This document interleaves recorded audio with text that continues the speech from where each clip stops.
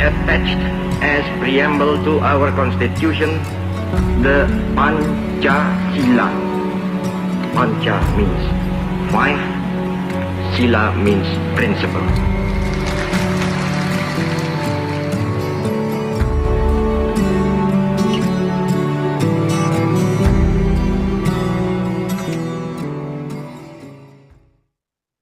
Om Swastiastu, Assalamualaikum warahmatullahi wabarakatuh. Selamat pagi Bapak Ibu dan rekan-rekan semuanya. Hari ini kita akan membahas sebuah fase penting dalam perjalanan filsafat pendidikan, yaitu kita akan berbicara filsafat pendidikan abad modern. Filsafat abad modern ini diawali dengan satu pemikiran, ya, di mana dikenal dengan istilah Renaissance. Pada masa ini, manusia mulai menyalakan akal dan penalaran sebagai cahaya penuntun, menggantikan dogma-dogma yang dirasakan membelenggu dan tidak ada kebebasan berpikir.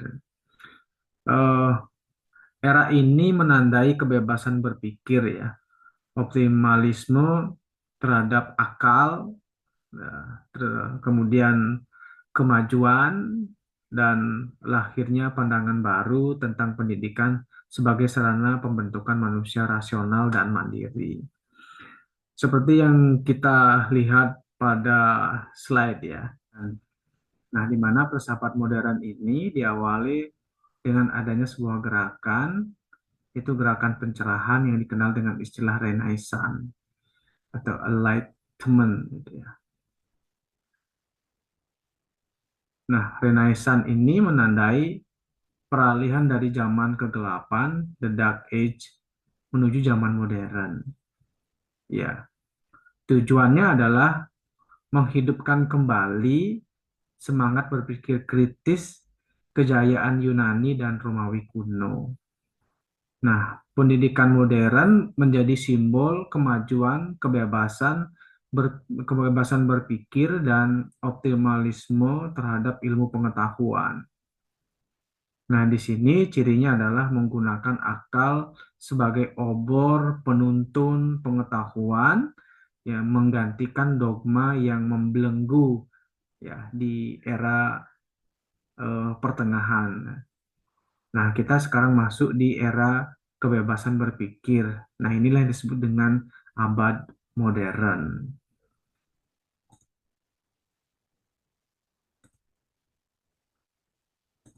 Nah, kalau kita lihat, nah, ini peta konsep dari perjalanan atau secara historis filsafat modern, sehingga nantinya membentuk munculnya filsafat pendidikan modern.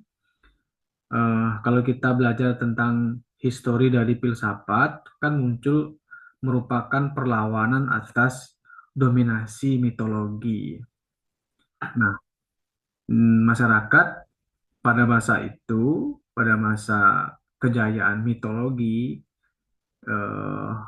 jenuh dengan jawaban-jawaban yang diperoleh melalui mitos, ya, dan kemudian mulai disebut dengan zaman sofis atau munculnya filosof-filosof karena dasar skeptis, ragu dengan apa yang disampaikan oleh orang-orang yang memiliki otoritas. Sekarang muncullah zaman filsafat di zaman Yunani kuno dan Romawi. Tapi itu tidak bertahan lama karena Eropa kembali pada sebuah keyakinan, kepercayaan bahwa kebenaran atau pengetahuan itu didasari pada dogma-dogma dari ajaran-ajaran tertentu. Nah, Eropa mulai berada pada zaman pertengahan, sering disebut dengan abad kegelapan, the Dark Age. Nah, mulailah abad kegelapan itu atau the dark age itu, abad pertengahan itu mulai mendapatkan gelombang-gelombang protes karena ketidakpuasan terhadap jawaban-jawaban atau pernyataan-pernyataan atau perkembangan ilmu pengetahuan yang tidak sesuai dengan apa yang dipikirkan oleh masyarakat Eropa. Nah, kita masuk sekarang pada era pencerahan, atau yang kita sebut tadi dengan istilah Renaissance itu sebagai titik cikal bakal dari filsafat modern. Nah, kita sekarang berbicara tentang perkembangan filsafat modern yang ditandai oleh tadi gerakan Renaissance pencerahan tersebut. Ada beberapa tokoh memang yang eh, memberikan penegasan menolak keberadaan abad pertengahan. Itu diantaranya itu ada René Descartes, John Locke, Francis Bacon, Hegel, bahkan Karl Marx. Nah, filosof-filosof ini melalui apa yang terjadi pada zaman Renaissance sebelumnya itu berpikiran bahwa kita harus kembali pada keagungan-keagungan ilmu pengetahuan yang sudah dipelajari sebelum-sebelumnya pada zaman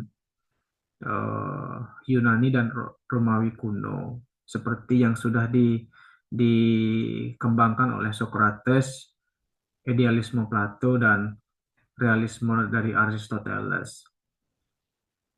Nah, filsafat modern ini menekankan pada rasionalisme dan empirisme.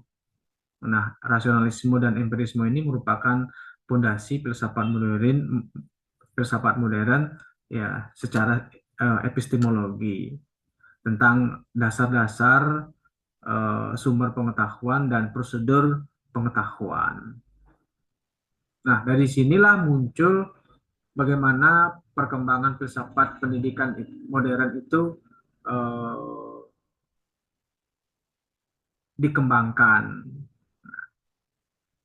sebagai tandingan dari filsafat pendidikan klasik, gitu ya.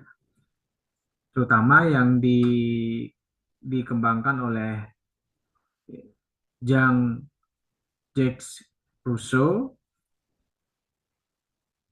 Johann Hendrik Pestalozzi, Friedrich Froebel, dan John Dewey. Nah,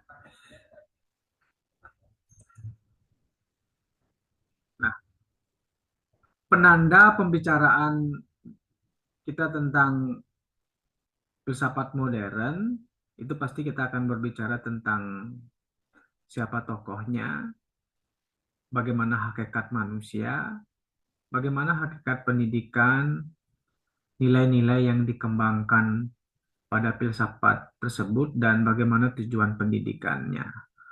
Pertama, kita lihat ciri utama dari filsafat pendidikan modern. Ya. Dalam aliran ini, pendidikan dipandang bukan hanya sebagai proses mentransfer pengetahuan, tetapi sebagai usaha sadar membentuk manusia yang berpikir kritis, rasional, dan mandiri. Nah, pendidikan sebagai sarana pembangunan individu dan masyarakat itu untuk menekankan pengalaman, eksperimen, dan rasionalitas. Kemudian kurikulumnya menyesuaikan pada kebutuhan masyarakat. Lebih lanjut, hakikat pendidikan modern yaitu menciptakan manusia merdeka, kreatif, kritis, dan mampu beradaptasi dalam dunia yang terus berubah. Pendidikan bukan sekedar mengajarkan, tetapi sebuah proses humanisasi, yaitu memanusiakan manusia, yang mengutamakan pengalaman, belajar kebebasan berpikir, dan pemberdayaan diri. Nah, hakikat manusia dalam filsafat modern adalah makhluk rasional, bebas, otonom, kreatif, dan bertanggung jawab, yang membangun dunia dan dirinya melalui akal, pengalaman, dan tindakan. Ya. Nah, setelah mengalami perjalanan sejarah, Ya, filsafat dan filsafat ini ya melahirkan pemikiran modern. Ya, ini kita masuk pada ciri-ciri utamanya ya.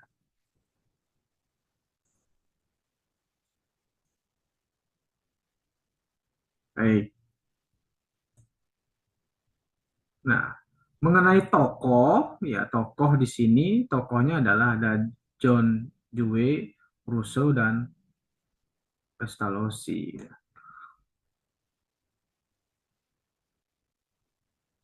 Seperti yang sudah saya sampaikan tadi, bahwa pada filsafat pendidikan modern ini, hakikat manusia yaitu bahwa manusia adalah makhluk yang aktif, rasional, dan mampu mengembangkan potensi melalui pengalamannya.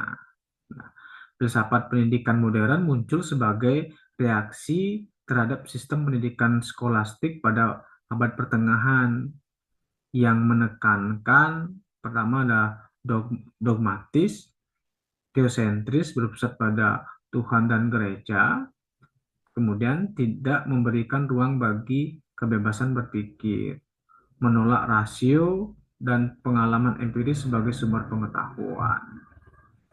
Hakikat pendidikannya bahwa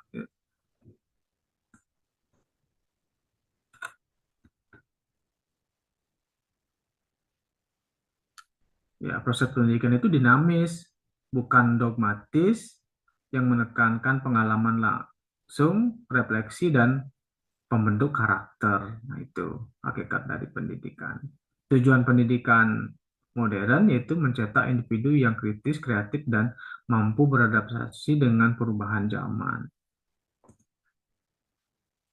Kemudian ada beberapa nilai-nilai yang dikembangkan pada filsafat pendidikan modern. Yang pertama yaitu adalah rasionalitas. Rasionalitas ini dicirikan oleh berpikir logis, argumentatif, kritis, dan objektif. Nah, yang dikatakan sebagai rasionalisme yaitu mengedepankan akal sebagai sumber kebenaran. Tuh. Berikutnya nilai-nilai kebebasan, freedom, ya kebebasan berpikir, berpendapat, ya kebebasan memilih dan kebebasan bertindak. Nah, kebebasan ini menjadi ciri manusia yang utuh ya. Ciri kebebasan ini adalah ciri sebagai manusia yang utuh. Berikutnya humanisme, menempatkan manusia sebagai pusat nilai moral. Disebut dengan istilah antroposentris ya, antroposentris. Kemudian nilai-nilai tanggung jawab. Setiap individu itu unik dan berharga. Nilai ini menolak homogenisasi dan penyeragaman. Nah, filsafat modern menempatkan manusia sebagai subjek dan bukan objek. Ya. Nah, sifat ini di samping, nah, disebut dengan individualitas, tapi individualitas yang bertanggung jawab. Berikutnya ada otonomi dan kemandirian, ya, mengatur dirinya sendiri, mengambil keputusan, dan memahami konsekuensi. Artinya, ketika manusia mengambil keputusan, jadi manusia tahu konsekuensinya. Berikutnya ada kritis dan skeptis. Nah, membuka kritis dan skeptis ini merupakan membuka jalan bagi kemajuan ilmu, teknologi, dan kebebasan berpikir. Berikutnya ada kreativitas yang bersumber dari imajinasi, yang menghasilkan inovasi, ya, penemuan, ekspresi yang mewakili ekspresi diri. Nah, jadi ini nilai-nilai yang dikembangkan dalam filsafat modern, termasuk ada kemajuan itu dapat merupakan nilai inti di era modern, yang disebut dengan istilah progresif. Jadi dasarnya adalah kemajuan dan sifatnya progresif.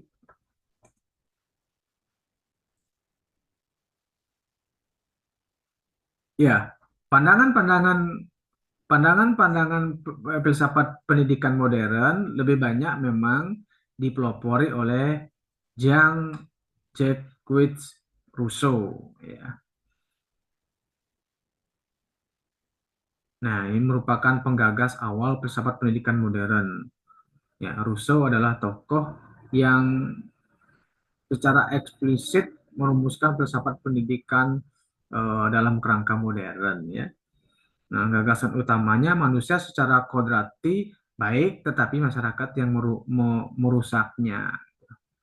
Nah, Jean-Jacques Rousseau ini dianggap sebagai bapak filsafat pendidikan modern. Ya. Rousseau adalah tokoh pertama yang secara eksplisit merumuskan filsafat pendidikan dalam kerangka modern ini, ya. Rousseau berpikir tentang pendidikan, ya, pendidikan itu adalah pendidikan harus mengikuti kodrat anak, bukan memaksakan kehendak orang dewasa. Belajar harus melalui pengalaman langsung, learning by experience, bukan hafalan. Guru bertugas mendampingi, bukan mendikte perkembangan anak. Tujuannya membesarkan manusia sebagaimana alam menghendaki agar ia tumbuh bebas, baik, rasional, dan mampu menjadi warga masyarakat yang merdeka. Selanjutnya, pikiran-pikiran Jean Jacques Rousseau itu eh, diteruskan oleh beberapa pengikutnya, yaitu diantaranya Johannes Hendrik Pestalozzi, Friedrich Froebel, dan John Dewey, ya. Nah, Pestalozzi berpandangan, ya, jadi penerapan prinsip Rousseau secara praktis mengembangkan pendidikan kepala, hati, dan tangan. Nah, dan keterkaitannya dengan modernisme menekankan pengalaman, moralitas, dan pengembangan menyeluruh manusia. Kemudian pandangan dari Friedrich Froebel itu, ini pendiri kindergarten, ya, taman kanak-kanak, ya, mengajarkan pentingnya bermain dan kreativitas anak. Kemudian ada John Dewey mengembangkan pragmatisme pendidikan dan progresivisme education. Nah, pendidikan berbasis pengalaman sosial dan demokratis, belajar dari kehidupan nyata. Baik, demikian presentasi mengenai filsafat pendidikan modern yang populer di zamannya, namun kini penuh dengan kritikan karena dianggap pikiran-pikiran ini terlalu mekanistik, gitu kan. Manusia disepadankan dengan mesin. Nah, sedangkan di zaman sekarang itu, ya, pendidikan sudah mengarah pada pendidikan filsafat pendidikan post modern, era kontemporer. Jadi harus ada keselarasan antara ilmu pengetahuan teknologi, kemudian kecerdasan-kecerdasan sosial, dan kecerdasan-kecerdasan spiritual. Jadi harus membentuk manusia yang seutuhnya, bukan hanya berdasarkan pada moralitas semata, bukan hanya sekedar pada pengembangan ilmu teknologi, tapi juga mengembangkan kecerdasan-kecerdasan sosial dan spiritual, membentuk dunia yang holistik. Ya. Baik, sekian. Terima kasih. Saya tutup dengan para Santi. Om Santi, Santi, Santi. Om. Assalamualaikum warahmatullahi wabarakatuh.